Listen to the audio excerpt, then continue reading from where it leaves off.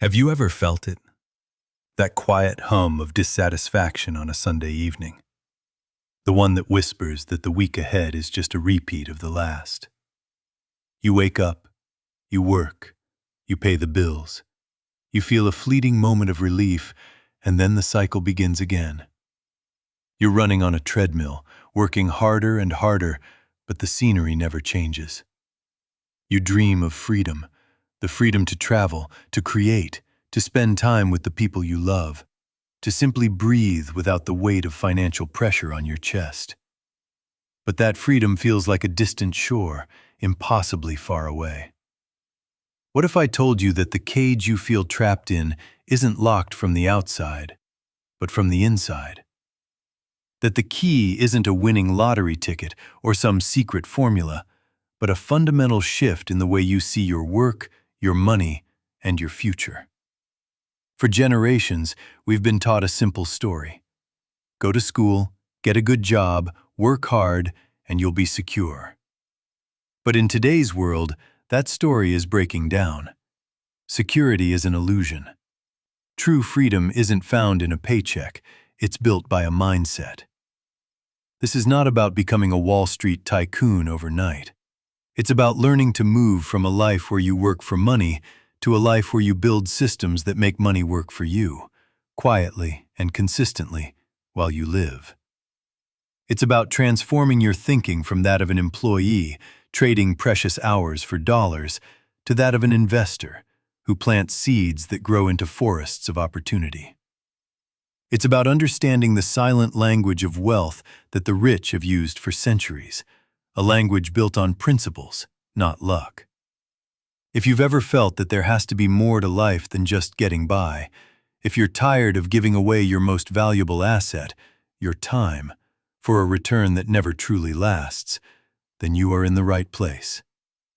If you're ready to make a change, stick with me. And if you find value in what you hear today, don't forget to hit that like button and subscribe for more content that can help you transform your life. Now, let's begin. Chapter 1. The paycheck is your starting line, not the finish line. For most of the world, the paycheck is the entire point of the game. It's the reward at the end of a long, hard week. It's the sigh of relief that means the rent is covered, the fridge can be restocked, and the lights will stay on. The paycheck becomes the reason we get up in the morning, the validation for our effort, the finish line we cross every 2 weeks or every month. We're taught to chase it, to protect it, and to celebrate it. But here is the profound, life-altering truth that separates those who build wealth from those who merely survive. Your paycheck was never meant to be the finish line. It is the starting line. Imagine you're an explorer who has just been given a single, precious seed. You can choose to grind that seed into flour and bake a small loaf of bread. It will feed you for a day. It will satisfy your immediate hunger. This is what most people do with their paycheck. They receive it and they consume it. They trade it for immediate comfort, for survival, for things that are gone almost as soon as they are acquired. The cycle of hunger and the need for another seed is guaranteed. But what if you saw that seed differently? What if you saw it not as a meal, but as a promise? What if you chose to plant it? It would require patience. It would require discipline. You would have to forego the immediate satisfaction of that loaf of bread. You'd have to tend to the soil, water the seedling, and protect it from harm. It would feel slow. For a long time, it might look like nothing is happening. But over time, that single seed would grow into a tree. And that tree would produce not one seed, but thousands. It would create an entire orchard that could feed you for the rest of your life, without you ever needing to search for another seed again. Your paycheck is that seed. Every time you get paid, you hold in your hands the potential for a single meal or a lifetime of abundance. The choice is yours. When you see your paycheck as the goal, your thinking remains small. You measure your life in pay periods. Your financial conversations, both internal and external, revolve around scarcity and limits. I can't afford that. I need to make it to Friday. If only I got a raise. You are trapped in a defensive game, constantly trying to protect what you have, never truly playing to win. But the moment you make the mental switch, the moment you see your paycheck as the first step, your entire world expands. You stop thinking like a consumer and start thinking like a builder. The questions you ask yourself begin to change. Instead of, how much can I spend? You start asking, how much of this can I put to work? Instead of, how can I earn more money at my job? You start asking, how can I use the money I already earned to create something that doesn't require my time? Money has power only when it moves. The tragedy for most is that they stop its momentum far too early. They get paid, and they immediately park that money in expenses and liabilities that drain its energy. They trade their life force, their time and effort, for dollars, and then they hand those dollars away for things that lose value, for moments of comfort that fade. Nothing is left over to grow. Nothing is left to compound. The first step to breaking this pattern is radical awareness. Look at your next pay stub. See it for what it truly is. It's not just a number. It is tangible proof of your ability to create value in the world. It is evidence that your skills, your knowledge, and your effort can be converted into a resource. That is an incredible power. But that power is wasted if you don't direct it. The goal is not to work twice as hard for a slightly bigger paycheck. The goal is to learn how to make that paycheck work as hard for you as you did for it. Think of it this way. Every dollar you earn is a tiny employee. You are the CEO of your own personal economy. You can assign those employees to the Department of Current Comforts, where they buy you coffee, subscriptions, and entertainment. Or you can assign a portion of them to the Department of Future Freedom, where their job is to go out into the world and recruit more dollar employees through investments, businesses, and assets. At first, your Future Freedom Department will be small. But with every paycheck, you can add to its ranks. Over time, that department will grow into an army. An army that works for you 24 hours a day, 7 days a week, whether you are sleeping, vacationing, or working on things you are truly passionate about. This shift begins not with a massive inheritance or a lucky stock pick. It begins with a single, quiet decision. The decision to see your paycheck not as a reward to be spent, but as capital to be deployed. It begins when you decide to become a builder, using the bricks you are given each month to construct a fortress of freedom, one disciplined choice at a time. The paycheck is not the problem. It was never the problem. It's the starting line. And once you see that, you'll never look back. Chapter 2. Shattering the Invisible Ceilings. Every single one of us lives inside a room. The walls of this room are invisible, yet they are as solid as steel. They dictate how high we can climb, how far we can reach, and how much we believe we deserve. These walls are not made of brick or mortar. They are made of beliefs. Limiting beliefs about money, success, and our own potential, handed down to us by our parents, our culture, and our past experiences. And if you want to move from the life of an employee to the freedom of an investor, you must first become a demolition expert. You must learn to shatter these invisible ceilings. These beliefs operate in the background of our minds, like an old operating system running on a new computer. It slows everything down, causes crashes, and prevents us from running the programs we truly want. It's like trying to run 20 browser tabs in your brain at once, all of them whispering reasons why you can't succeed. Consider David, a talented software engineer. He grew up hearing his father say, Money doesn't grow on trees.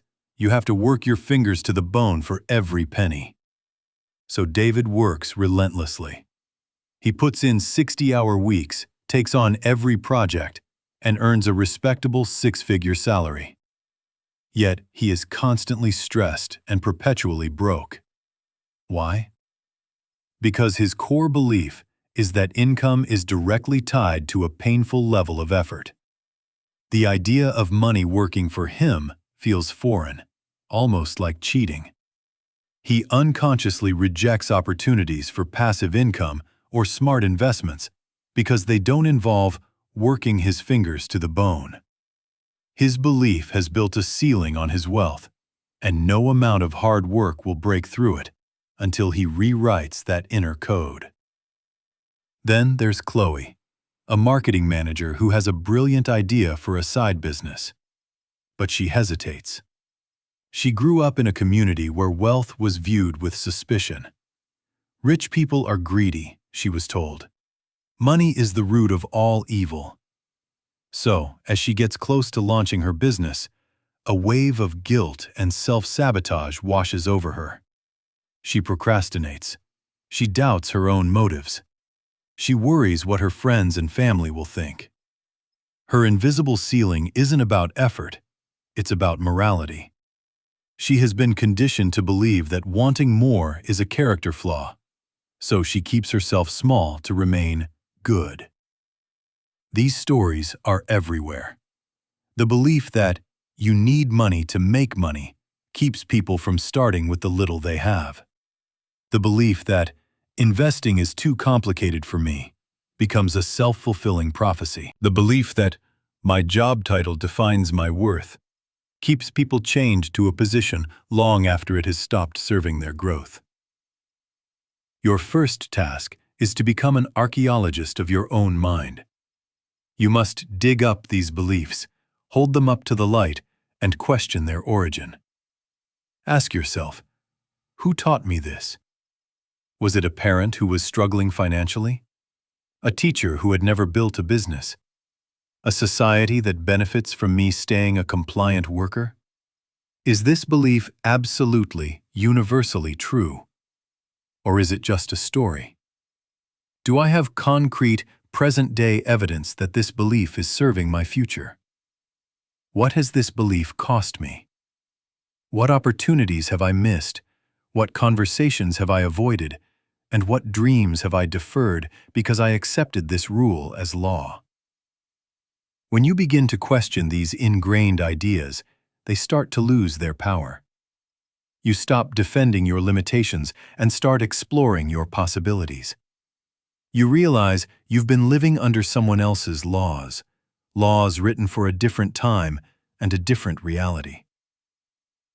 One of the most powerful things you can do is to consciously replace these old, limiting beliefs with new, empowering ones. This isn't just positive thinking. It's mental reprogramming. It's a habit of thought, and like any habit, it can be changed with practice. Instead of, money is scarce and hard to come by, try, money is an abundant resource that flows toward value and good ideas. Instead of, I'm not an investor, try, I am learning to think and act like an investor. Instead of, what if I fail and lose everything? Try, what if I learn something that changes everything? Every time a limiting thought pops into your head, you must catch it, acknowledge it, and then, consciously, deliberately, replace it with its empowering opposite. At first, it will feel like you're lying to yourself, but with repetition, you are forging new neural pathways. You are building a new room with a higher ceiling, and eventually, no ceiling at all. You can only earn to the level of your self-concept. If you see yourself as someone who is just an employee, your actions will align with that identity. But if you begin to see yourself as a creator of value, a problem solver, an owner in training, your behavior will start to change. You'll speak up in meetings. You'll negotiate your salary with confidence. You'll see problems not as annoyances, but as opportunities in disguise. The reason most people never escape the employee quadrant isn't a lack of money or opportunity. It's a fierce loyalty to beliefs that keep them feeling safe, even when that safety is a cage. They cling to the familiar pain of their limitations rather than embracing the uncomfortable uncertainty of growth. But you can choose differently. You can decide that your future will not be a product of your conditioning, but a creation of your intention. Break the laws that were never yours to begin with. Challenge the stories that have kept you small. The moment you decide to shatter those invisible ceilings, you don't just take back control of your finances, you take back control of your life. Chapter 3. The CEO of You. Adopting the mindset of ownership. There is a fundamental difference in the energy of two people walking into the same office building. The first, the employee, walks in thinking, "What do I have to do today to keep my job? What tasks are on my list? How can I get through the day without any trouble?" Their focus is on completing assignments and avoiding mistakes. Their responsibility begins when they clock in and ends when they clock out. The second person, the owner, walks in with a completely different set of questions. What can we create today that will move us forward? Where is the biggest opportunity for growth? How can I make my team, my product, and my company 1% better than it was yesterday? Their focus is not on tasks, but on results. Their sense of responsibility doesn't have an off switch. To make the journey from employee to investor, you must start thinking like an owner long before your name is on any deed or business license. You must become the CEO of your own life, career, and finances. Ownership is not a title. It is a mindset. It's a declaration of radical responsibility for your outcomes. Imagine you are the captain of a ship. An employee is a passenger. When a storm hits, the passenger huddles below deck, complaining about the turbulence and hoping the captain has things under control. They see the storm as an inconvenience, something happening to them. The captain, however, is on the bridge, hands on the wheel, scanning the horizon. The storm is not happening to them. It is a challenge they must navigate. They are responsible for the ship, the crew, and the destination. They don't blame the weather. They adjust the sails. Are you a passenger in your own life, or are you the captain? When you adopt an ownership mindset, your entire approach to your job transforms. You stop saying, "That's not my department." Instead, you ask, "How can I help solve this?" You see a problem with a workflow or a customer experience, and instead of just complaining about it, you think about a potential solution and present it. You don't wait to be told what to do. You look for what needs to be done. This is initiative, and it is the currency of leaders. People with this mindset are magnetic. They attract trust, responsibility, and opportunity because they have proven they can be counted on to think beyond their job description. Start by owning your most valuable, non-renewable asset, your time. An employee sells their time. An owner invests it. Look at your calendar for the past week. How many of those hours were spent on low-value activities? Endless scrolling, pointless meetings, complaining. Now, imagine you had to present a return on time invested report to your board of directors, which is you. Would you be proud of that report? An owner plans their time with ruthless intention. They know which activities produce 80% of their results, and they protect that time fiercely. They learn to say no to distractions so they can say yes to what truly matters. They ask themselves throughout the day, "Is what I'm doing right now the highest and best use of my time to move me toward my ultimate goals?" This mindset extends directly to your finances. An employee thinks about earning. An owner thinks about building. Building means creating assets, systems, skills, relationships, and investments that generate value long after the initial work is done. Even within your current job, you can start building. Build a reputation for being the most reliable person on your team. Build a network of allies across different departments. Build a new skill by taking an online course paid for by your company. Every one of these actions is an act of ownership, constructing a future that is stronger and more resilient. An owner also stops blaming external circumstances. They don't blame the economy, their boss, or their upbringing. They recognize these are conditions to be navigated, not excuses to be used. They focus 100% of their energy on the things they can control: their attitude, their effort, their learning, and their decisions. This is not about pretending challenges don't exist. It's about refusing to give them power over your destiny. Blame is a surrender of power. Ownership is taking it back. Think about Michael, a junior analyst at a large firm. He noticed that the weekly reporting process was incredibly inefficient, requiring hours of manual data entry. Most of his colleagues just complained about it.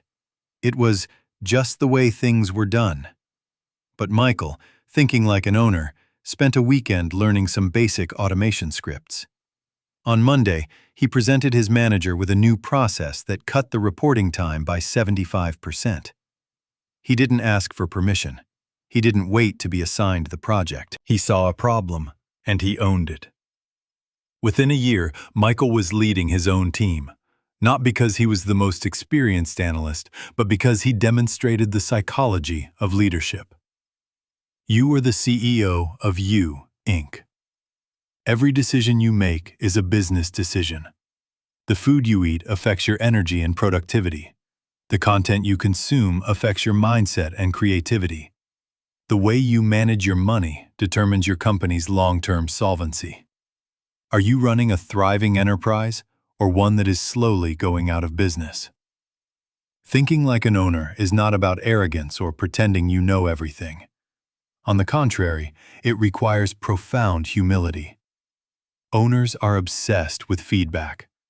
They don't fear criticism, they seek it out.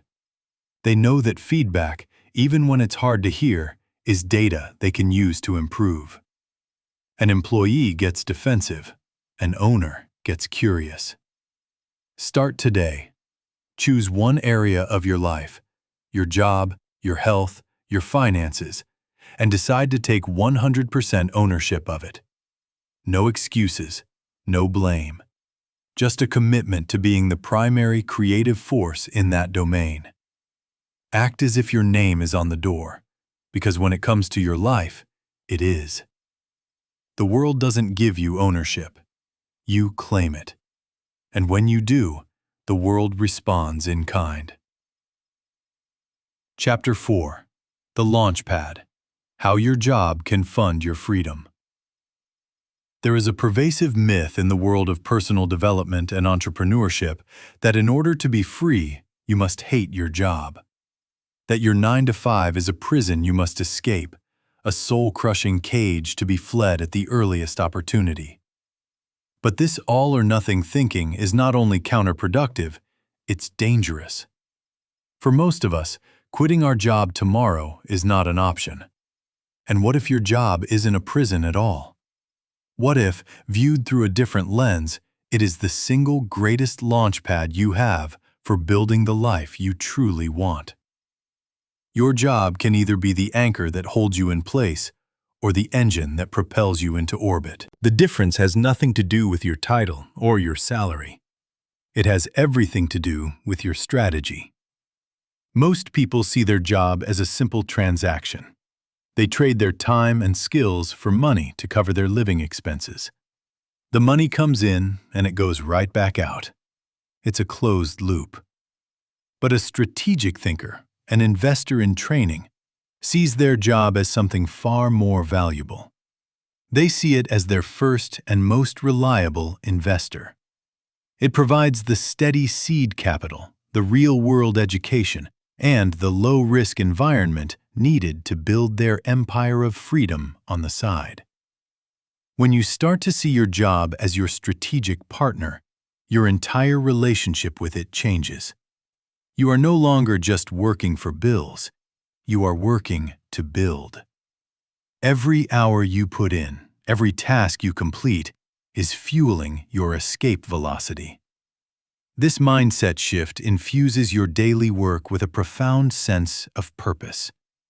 The Monday morning dread evaporates, replaced by a quiet, focused determination. You know you're not just shuffling papers or answering emails. You are gathering resources for a mission that is entirely your own. So, how do you turn your job into a launch pad? First, you must master the art of the gap. The most important number in your financial life is not your total income. It is the gap between what you earn and what you spend. This gap is your freedom fund. It is the raw material from which your future is built. The single biggest threat to this gap is lifestyle inflation. This is the subtle, seductive trap of upgrading your life every time you get a raise or a bonus. You earn more, so you spend more. On a nicer car, a bigger apartment, more expensive dinners. Before you know it, you're back to living paycheck to paycheck, just at a higher level of comfort. You've worked harder only to build a more luxurious cage. To build freedom, you must protect the gap with the ferocity of a mother bear protecting her cubs. When you get a raise, pretend it never happened. Take that extra income and direct it straight into your investment accounts before you even have a chance to get used to it. Live on what you used to make and invest the difference. This single discipline, practiced over years, is the jet fuel that will launch you to financial independence faster than anything else. Second, see your job as a paid education. You are getting paid to learn. Forget the degree on your wall. Your workplace is a real-time MBA program, if you choose to see it that way. Don't just do your job. Study your job. Study the business. How does your company make money? What are its biggest expenses? Who are its most profitable clients? How does its marketing work? How does the sales team negotiate? How do leaders communicate and resolve conflict? You are surrounded by priceless lessons in how a real business operates. Absorb all of it. This knowledge is a form of capital that will pay you dividends for the rest of your life, especially when you start your own business or begin analyzing other companies to invest in. Think of Sarah, who worked in customer service for a software company. She could have just answered tickets all day. Instead, she started a spreadsheet, tracking the most common customer complaints and frustrations. After 3 months, she identified 3 major issues that were causing over 50% of the support requests. She didn't just complain about them. She wrote up a detailed proposal with suggestions for how the product team could fix them. Her bosses were stunned. She wasn't just a support agent. She was a strategic thinker. She got promoted, but more importantly, she learned how to identify market needs and solve real-world problems, a skill she later used to launch her own successful consulting business. Third, use your job to build your network. The people you work with every day are not just colleagues. They are potential partners, mentors, clients, or gateways to new opportunities. Stop eating lunch at your desk. Build genuine relationships. Be curious about what others do. Offer to help people on other teams. Be the person who connects others. Your network is an asset, and your job gives you a daily opportunity to grow it for free. The connections you build in your corporate life can become the foundation for your entrepreneurial life. Your job provides the stability that allows you to take calculated risks on the side. Use that stability. While your steady paycheck covers your bills, you can experiment. You can start a small side hustle. You can learn about investing with small amounts of money without the panic of needing immediate returns. You can afford to make mistakes, and mistakes are the best teachers. Don't resent your job's stability. Leverage it. It's the safety net that allows you to learn how to fly. Your job is not your enemy. It is a tool. And like any tool, its power depends entirely on the skill of the person who wields it.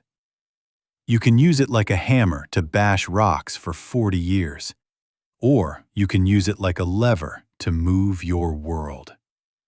Work hard, yes. Be excellent at what you do.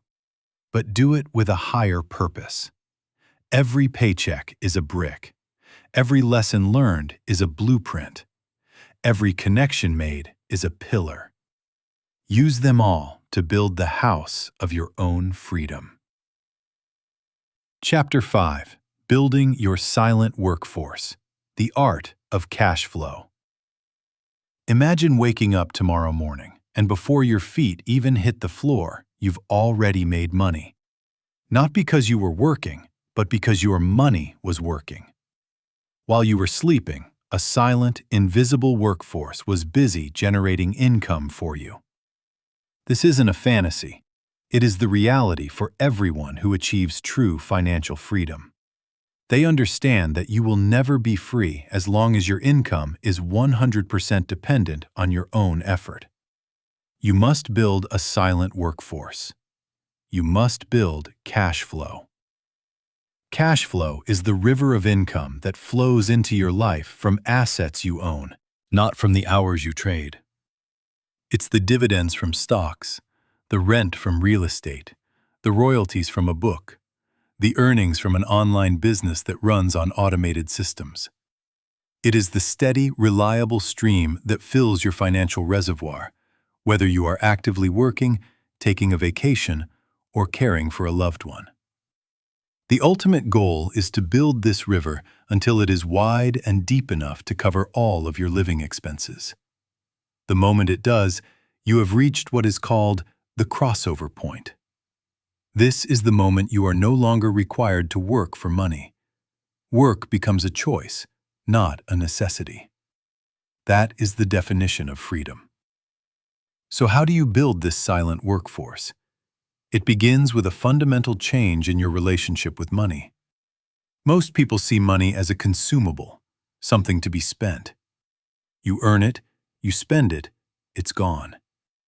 An investor sees money as a productive asset, a worker. Every dollar that comes into their possession is a potential employee.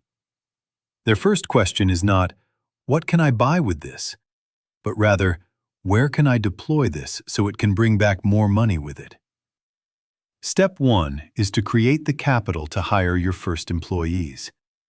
This goes back to mastering the gap we discussed earlier. The money you save and set aside is your initial investment capital. It is the seed from which your cash flow forest will grow. You must treat this pay yourself first principle as the most important bill you have.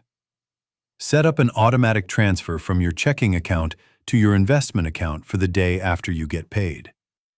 This ensures your silent workforce gets paid before your landlord, before the grocery store, and before Amazon. This simple automation builds the discipline of an investor into your life. Step 2 is to educate yourself on where to deploy this capital. There are countless ways to build cash flow, and you don't need to do them all.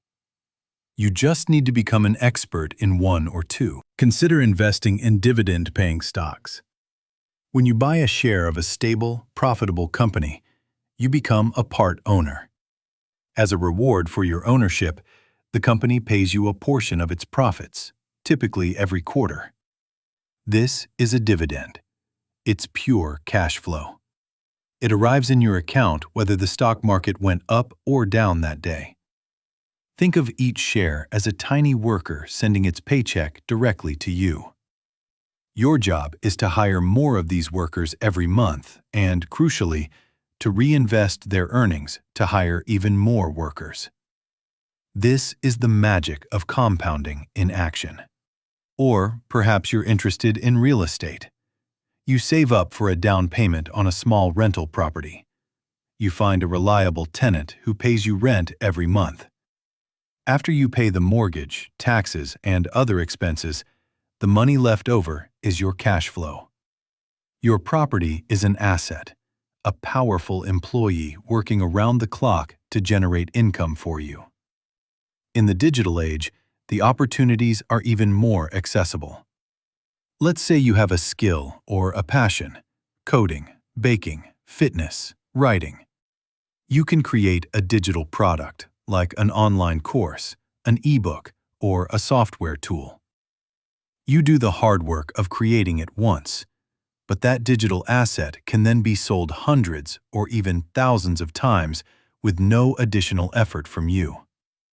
It becomes a tireless digital salesperson, working 24/7 all over the world. That is a powerful cash flow system. The key is to start small and focus on learning.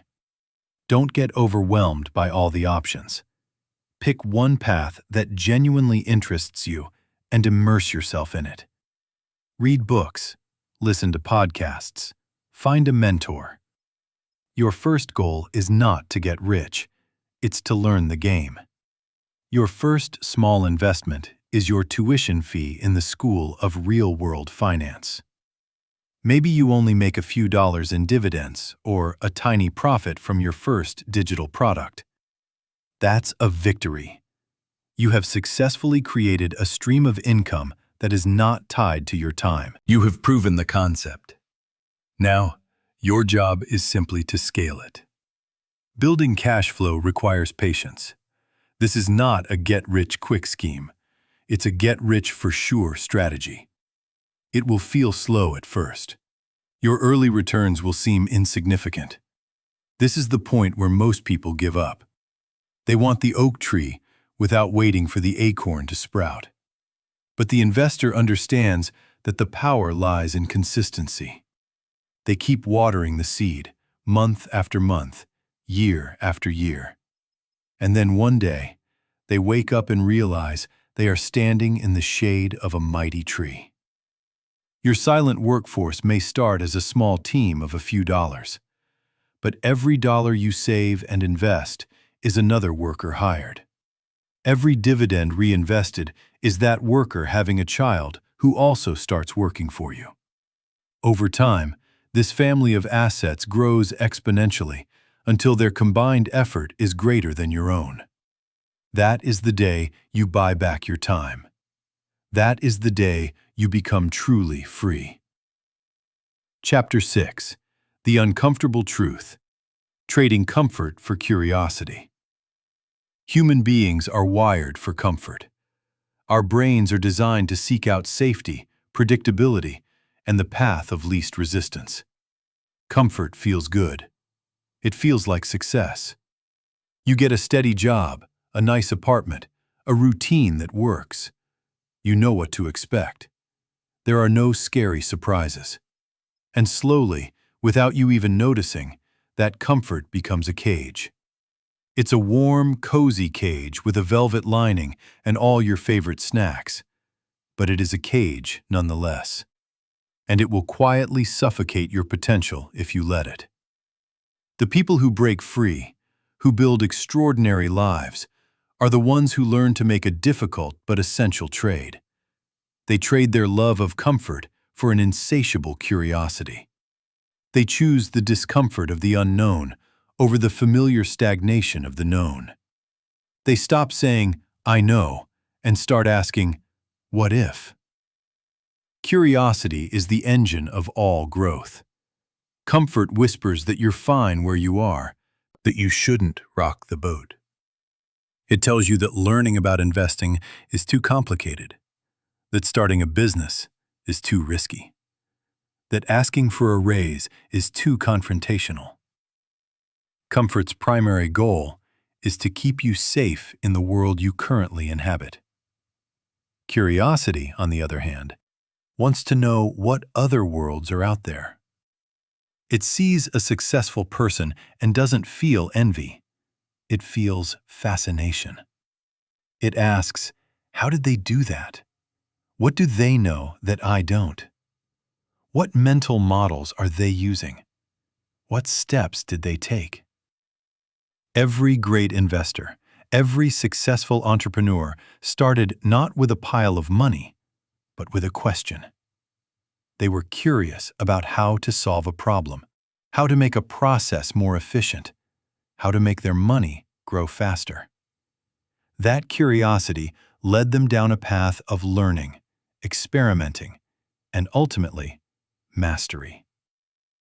The problem is that our modern world makes comfort incredibly easy and curiosity difficult. Comfort is endlessly scrolling through a social media feed you've already seen 100 times. It's binge-watching another series because it's easier than opening a book. Comfort is sticking with the job you dislike because the thought of interviewing is stressful.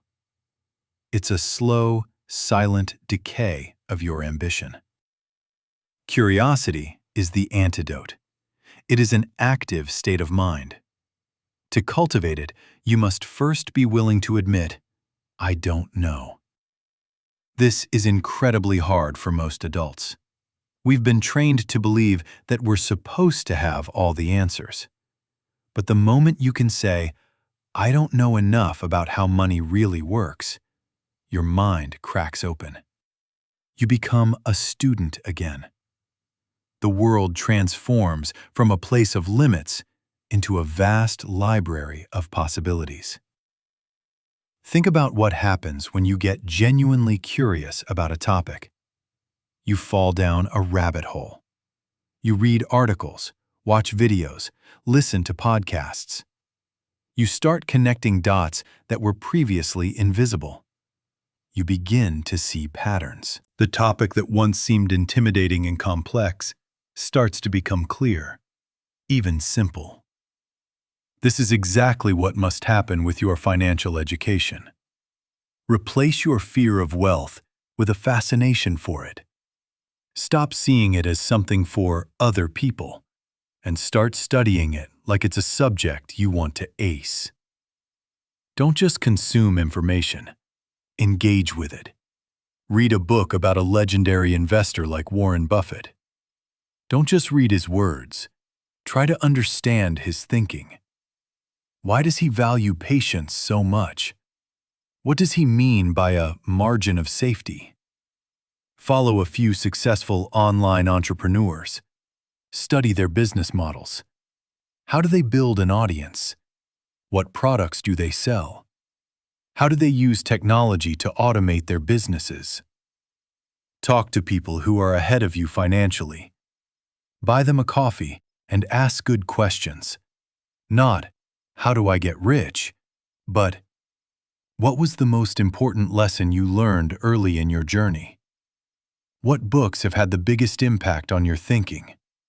What was your biggest mistake, and what did you learn from it? Humble curiosity is a superpower. People love to share what they know with someone who is genuinely eager to learn. To stay curious, you must be willing to be a beginner again. This is where comfort fights back hard. Being a beginner is uncomfortable. You will make mistakes. You will feel foolish at times. You might buy a stock that goes down or start a side project that fails. This is not failure. It is tuition. It is the price of a real-world education. The comfortable person is so afraid of looking like a fool that they never try anything new. The curious person knows that feeling foolish is a prerequisite to becoming wise. Every day you have a choice. You can choose the well-worn path of comfort, the one that guarantees you will end up in the same place tomorrow as you are today. Or you can choose the slightly overgrown, more challenging path of curiosity, the one that might have a few stumbles, but leads to breathtaking new vistas. Trade 1 hour of Netflix for 1 hour of reading about asset allocation. Trade 1 session of complaining about your finances for 1 session of building a budget. Trade the comfort of certainty for the exhilarating possibility of growth. When you choose curiosity over comfort, you are not just choosing to learn about wealth, you are choosing to come alive. Chapter 7. The Investor's Blueprint: Thinking Before You Act. In any moment of high stakes, there are 2 ways to operate: with reaction or with intention. A reactive mind is driven by emotion, fear, greed, excitement, panic. An intentional mind is driven by a plan, logic, principles, and a long-term vision. The vast majority of people approach their finances with a reactive mind. They hear a hot stock tip from a friend and jump in, driven by greed. The market dips and they sell everything, driven by fear. They operate like a gambler at a casino, riding the highs and lows, ultimately at the mercy of chance. An investor, on the other hand, operates like a surgeon in an operating room. The surgeon doesn't let the stress of the moment dictate their actions. They don't guess. They follow a precise, practiced protocol based on years of study and preparation. Their hands are steady because their mind is clear. They act with intention. To move from the employee quadrant to the investor quadrant, you must learn to trade the reactive mind of a gambler for the intentional mind of a surgeon. You must learn the investor's blueprint. The first principle of this blueprint is that you make your money on the buy, not on the sell. This means that the most important work is done before you ever invest a single dollar. It's the research, the analysis, the patient waiting. While the gambler is chasing what's popular, the investor is quietly studying what is valuable. They ask a different set of questions. The reactive mind asks, is this stock going up? Is everyone talking about this? The intentional mind asks, what is the underlying value of this business? Does it have a strong competitive advantage? Is it profitable? Is it run by honest and capable people? And most importantly, is it currently selling for a price that is less than its intrinsic worth? The investor knows that price is what you pay, but value is what you get. They are bargain hunters for excellence. They are willing to wait patiently for months or even years for the right opportunity to come along at the right price. This patience is their greatest weapon. Greed makes people rush into bad deals. Patience allows them to step into great ones. The second principle is to manage risk before you even think about returns. The gambler dreams of how much they can win. The investor first calculates how much they could lose and ensures it's a loss they can comfortably survive. This is the concept of a margin of safety. It means never putting yourself in a position where one bad outcome can wipe you out of the game. This is why investors diversify. They don't put all their eggs in one basket. It's why they always have an emergency fund in cash, so they are never forced to sell their investments at the worst possible time to cover an unexpected expense. It's why they don't invest with money they will need in the short term. They are playing a game that is designed to be won over decades, not days. They are not trying to avoid risk. All progress involves risk, but they are obsessed with managing it intelligently. The third, and perhaps most difficult principle, is emotional control. The stock market is a giant, chaotic machine that runs on 2 fuels: fear and greed. When the market is soaring, greed is rampant. People feel FOMO, the fear of missing out, and pile in at the top, buying high. When the market is crashing, fear is everywhere. People panic and sell at the bottom, locking in their losses. The true investor does the opposite. As Warren Buffett famously said, they are fearful when others are greedy and greedy when others are fearful. How? Not because they are emotionless robots, but because they have a plan. They have written down their rules before the emotional storm hits. Their plan dictates when they will buy, what they will buy, and under what conditions they will sell. This plan is their anchor. It keeps them steady while the waves of public opinion crash around them. They trust their system more than they trust their feelings in the moment. Think of it like this. You wouldn't want the pilot of your airplane to make decisions based on how they're feeling. You want them to follow the checklist, to trust their instruments, to stick to the flight plan. Your financial plan is your flight plan. Create it in a time of calm and clarity, and then have the discipline to follow it when turbulence hits. The investor's blueprint is also built on a deep appreciation for compounding, the eighth wonder of the world.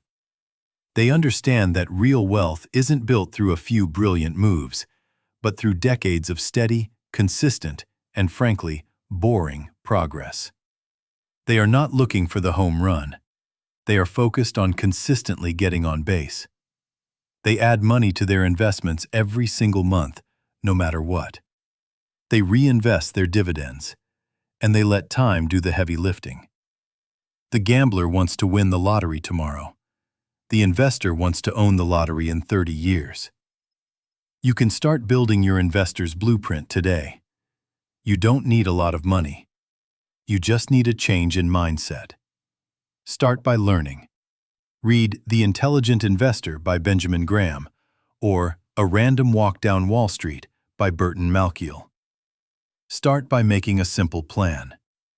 I will invest X amount every month into a low-cost index fund, and I will not touch it for 20 years. That is thinking like an investor. You are creating a system. You are taking emotion out of the equation. You are preparing before you act. The moves you make won't be exciting. They won't make for great stories at a cocktail party. But they are the moves that build unshakable, generational wealth. Stop gambling with your future. Start investing in it. Chapter 8. The Alchemy of Spending. Turning every expense into an asset. For most people, spending money is an act of depletion. A dollar leaves your account and it's gone forever, traded for a product or a service that is quickly consumed. Your net worth decreases with every tap of your credit card. Expenses are seen as a necessary evil, the cost of living. But what if you could perform a kind of financial alchemy? What if you could learn to transform your expenses, the money you are already spending, into assets that build your future? This is not about becoming a miser or never enjoying your life. It's about shifting from unconscious, reactive spending to intentional, purposeful spending. It's about asking one powerful question before every purchase. Will this expense provide a return? And what form will that return take? A return doesn't always have to be purely financial. The investor's mindset sees returns in many forms: knowledge, skills, health, relationships, and experiences that expand your perspective. The key is to direct your money, your energy, towards things that make you more, not leave you with less. Let's break this down. There are 3 categories of spending: survival, comfort, and growth. Survival spending is your foundation: housing, basic food, healthcare, transportation to work. These are your non-negotiables. Comfort spending is what makes life pleasant but isn't essential. Brand name clothes, daily lattes, streaming subscriptions, dining out frequently. This is where most people's discretionary income disappears. Growth spending is any expense that increases your future capacity. This is where the alchemy happens. The goal is to consciously shift as much of your spending as possible from the comfort category to the growth category. Consider the $5 latte. For a comfort spender, it's a daily treat, a moment of pleasure. Over a year, That's over $1,800 spent for a temporary feeling. Now, imagine a growth spender. They might forego the daily latte and instead use that $1,800 to buy a ticket to an industry conference. At that conference, they meet one person who becomes a future business partner. They learn one idea that helps them get a promotion. That $1,800 expense was not depleted. It was invested. It provided a massive return. Or, think about two people who both want to get in shape. The comfort spender buys a trendy, expensive piece of home workout equipment that ends up as a coat rack. The growth spender hires a qualified personal trainer for a few months. The expense is not the equipment. The expense is an investment in knowledge and accountability. The trainer teaches them proper form and designs a sustainable program. The return is not just better health, but a lifelong skill that will save them thousands in future healthcare costs and give them more energy to build their wealth. Every expense is a choice. A $150 pair of sneakers is a comfort expense. A $150 pair of high-quality running shoes that inspires you to train for a marathon, improving your discipline and physical health, is a growth expense. A $1,000 vacation spent lying on a beach is a comfort expense. A $1,000 trip to a foreign country where you practice a new language and expand your worldview is a growth expense. Here's how to start practicing this financial alchemy today. 1. Conduct an expense audit. Look at your last month's bank statement. For every non-survival expense, label it C for comfort or G for growth. Be brutally honest. This awareness alone is transformative. You'll likely be shocked at how much is going to C without you even realizing it. 2. Redirect 1. Comfort expense. Find one recurring comfort expense, that subscription you barely use, the daily lunch you buy out of convenience, and cancel it. Immediately redirect that money into a growth category. Buy a book on a skill you want to learn. Enroll in an online course. Put it into your investment account. Feel the power of that intentional choice. 3. Invest in your network. One of the highest return expenses is investing in relationships. Offer to buy coffee or lunch for someone you admire. Ask them for advice. The cost is minimal, but the potential return in wisdom and opportunity is infinite. A single conversation can change the entire trajectory of your life. 4. Invest in your mind. Your mind is your single greatest asset. Every dollar you spend on books, courses, mentors, and masterminds is not an expense. It is an investment with potentially limitless ROI. The cost of ignorance will always be far greater than the cost of education. 5. Turn hobbies into skill stacking. Do you love to cook? Don't just buy expensive ingredients. Comfort. Invest in a high-level cooking class. Growth. You're not just making dinner. You're acquiring a skill that could one day become a side business, a catering company, or a food blog. You are stacking a skill on top of an existing expense. This mindset shift doesn't mean your life becomes a joyless exercise in optimization. It means your joy becomes more purposeful. You stop chasing fleeting moments of pleasure and start investing in deep, lasting fulfillment. You realize that the best things you can buy are not things at all. They are skills that make you more valuable, health that gives you more energy, and relationships that give you more opportunities. When you master the alchemy of spending, your entire financial life becomes a positive feedback loop. Even the money that flows out is working to build you up. You stop seeing your budget as a restriction and start seeing it as a strategic plan for your own expansion. Every dollar becomes a vote for the person you want to become. Spend wisely, and you will grow into that person faster than you ever thought possible. Chapter 9. The Freedom Engine. designing systems that run without you. What is the ultimate difference between a person who works for a living and a person who is truly wealthy? It's not the size of their house or the speed of their car. It is the existence of systems. The person who works for a living is the system. If they stop working, the income stops. The person who is wealthy has built systems. They can stop working and the income continues to flow. This is the holy grail of financial freedom. It's not about not working. It's about decoupling your income from your time by creating freedom engines, systems that work for you. A system is any process that generates a result without requiring your direct, moment-to-moment involvement. Think of it like building an aqueduct. In the beginning, you have to haul every single bucket of water from the river to the village yourself. It's backbreaking, time-consuming work. This is the employee or self-employed model. But then you decide to do the harder, more strategic work up front. You spend months designing and building an aqueduct. It's a massive initial effort. But once it's complete, the water flows to the village effortlessly, day and night, whether you are there or not.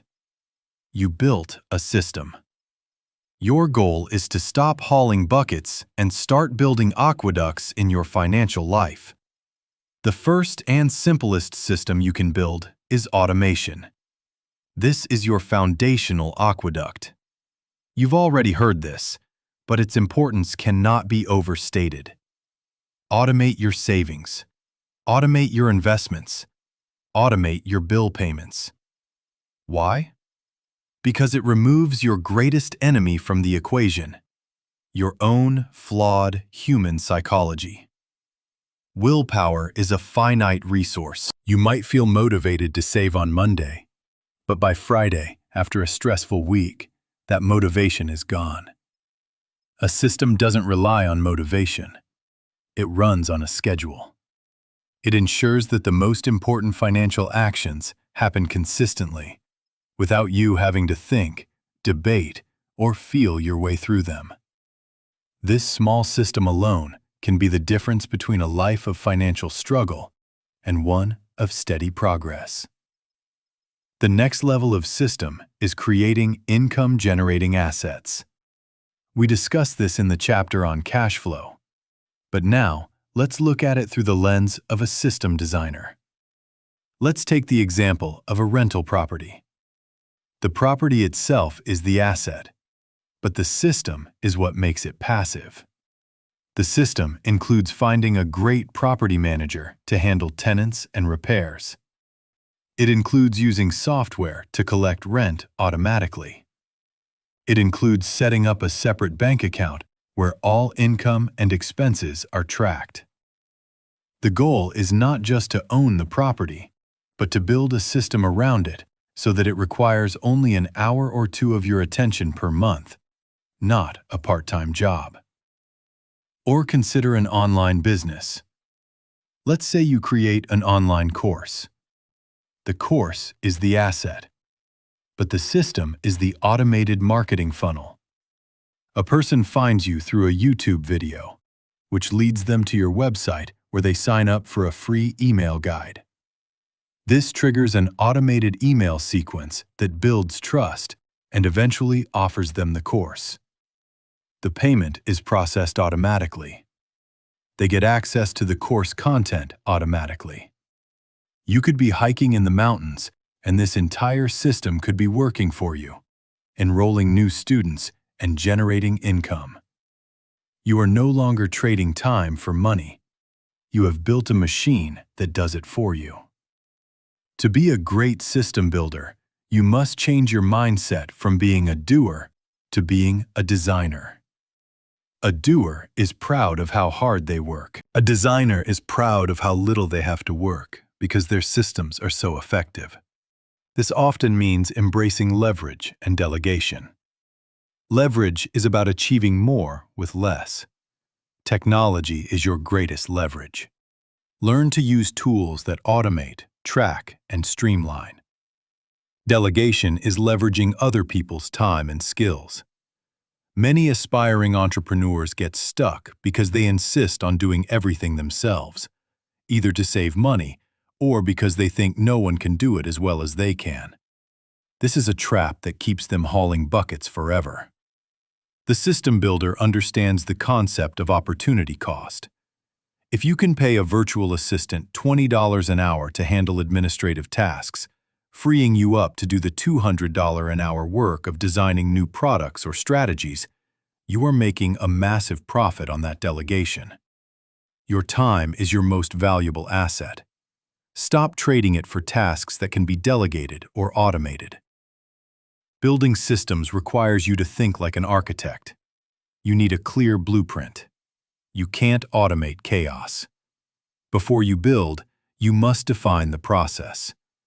What is the desired outcome? What are the exact steps to get there? How can each step be made as simple and repeatable as possible? Document your processes. Create checklists. This clarity is what allows a system to run smoothly, whether it's run by software or by another person. Finally, a system is not a set-it-and-forget-it miracle. It is a living entity that requires monitoring and refinement. You are the architect, but you are also the chief engineer. You must periodically check the performance of your systems. Are they producing the desired result? Where are the bottlenecks? How can they be improved? You shift your work from being in the system to working on the system. This is the high-level strategic work of an owner. The beauty of this approach is that it's a virtuous cycle. Your first system, automation, frees up the mental space and capital to build your second system, perhaps a small dividend portfolio. The cash flow from that portfolio can then be used to fund the creation of your third system, like an ebook or a small online store. Each system helps build the next. This is how you build a life of freedom, not by working harder, but by thinking smarter. You put in the hard work up front to design and build your engines. And then you get to enjoy the ride as they propel you forward, creating income, opportunity, and most importantly, time. Time to live, time to create, time to be present. That is the ultimate output of a well-designed freedom engine. Chapter 10. Beyond the Balance Sheet. Living a Life of Purpose. There will come a point on your journey, if you apply these principles with discipline and patience, where the numbers start to work. You'll see your net worth growing. Your cash flow streams will become more reliable. The frantic anxiety about next month's bills will fade into a quiet confidence. You will have won the financial game you set out to play. And in that moment of victory, a new, more profound question will emerge. Now what? If the entire point of this journey was just to accumulate money, you will find yourself standing on the summit of a mountain, only to realize the view is empty. Money is a magnificent tool, but a terrible master. It can buy you comfort, options, and security, but it can never buy you a reason to get out of bed in the morning. For that, you need something more. You need a purpose. Living a life beyond a monthly income means your why becomes bigger than your wallet.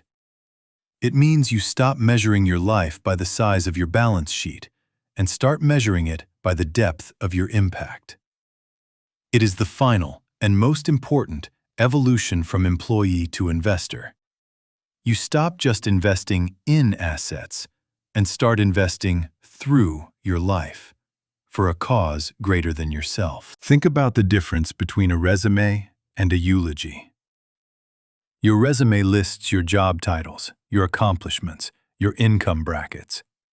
It's a record of what you did to survive and get ahead. But at your funeral, no one is going to read your resume. They are going to deliver a eulogy. They will talk about who you were, not what you owned.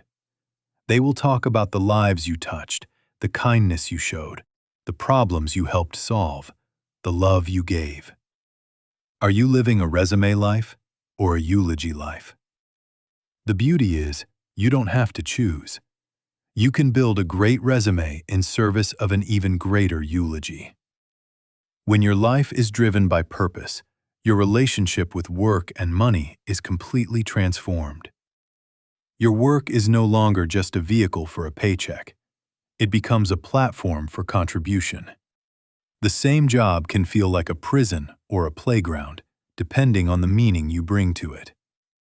When you know that you are working not just to earn, but to develop skills you can use to help others, to fund a cause you believe in, or to build a legacy for your family, even the most mundane tasks become infused with significance. Purpose becomes your North Star in decision-making. When you are faced with a choice, you no longer ask only, "Will this make me money?" You start asking, "Is this aligned with who I am and what I want to create in the world?" This clarity is a superpower. It allows you to say no to distracting, lucrative opportunities that would pull you off course, and to say a powerful, wholehearted yes to the things that truly matter, even if they don't have an immediate financial payoff. A life of purpose is also a life of profound resilience. When you are working only for money, a setback, a market crash, a failed business can feel devastating. It feels like a personal failure. But when you are working for a mission, a setback is just a data point. It's a lesson. Your mission is bigger than any single outcome. Your purpose is unshakable, so you get back up, learn, and keep moving forward with a strength that money chasers can never understand. So how do you find this purpose? It's not something you find under a rock. It's something you build. 1. Look for problems, not passions. The advice to follow your passion can be misleading. A more effective approach is to look for problems in the world that you feel a deep personal pull to solve. What breaks your heart? What makes you angry? What inefficiency in the world drives you crazy? Purpose is often found in the service of solving problems for others. 2. Give your money a mission. Start directing a portion of your income, no matter how small, toward a cause you believe in. This act of giving rewires your brain. It breaks the scarcity mindset and reinforces the identity of someone who is an abundant contributor. Your wealth starts to feel less like a personal scorecard and more like a tool for positive change. 3. Mentor and teach. The fastest way to find meaning is to help someone who is on the same path you were on a few years ago. Teach them what you've learned about budgeting, investing, or starting a side hustle.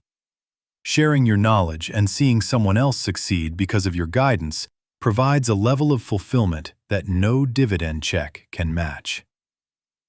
4. Define your legacy.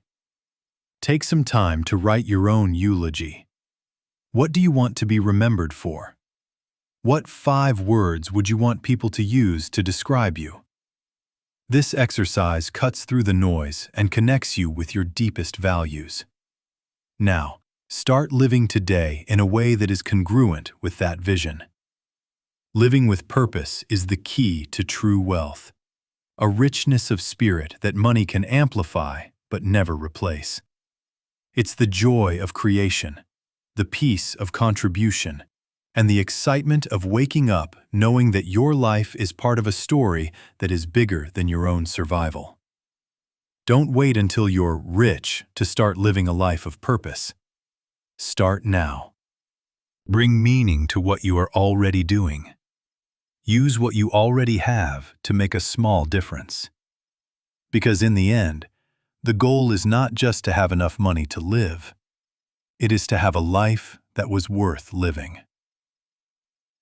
Conclusion. We began this journey on a Sunday evening, with the familiar feeling of being on a treadmill, running hard but going nowhere. We've traveled from seeing our paycheck as a finish line to seeing it as a starting block. We've learned to shatter the invisible ceilings of our own limiting beliefs and to adopt the powerful mindset of an owner, the CEO of our own lives. We have transformed our jobs from cages into launch pads, and we have begun the patient, disciplined work of building a silent workforce through cash flow. We have chosen the uncomfortable path of curiosity over the seductive trap of comfort, and we have embraced the blueprint of the investor, thinking before we act. We have learned the alchemy of turning our expenses into assets and have started designing the freedom engines that will run without us. And finally, we have looked beyond the balance sheet to the only thing that gives our wealth meaning: a life of purpose. The journey from employee to investor is not a secret path reserved for the lucky few. It is a change in direction available to anyone, at any time, who is willing to think differently and act with intention. It is not about what's in your wallet. It is about what's in your mind. You have the map. You have the tools. The path ahead will require discipline, patience, and the courage to unlearn the old rules and embrace the new. But every single step you take is a step toward freedom. Your life is the greatest investment you will ever make. Make it a masterpiece.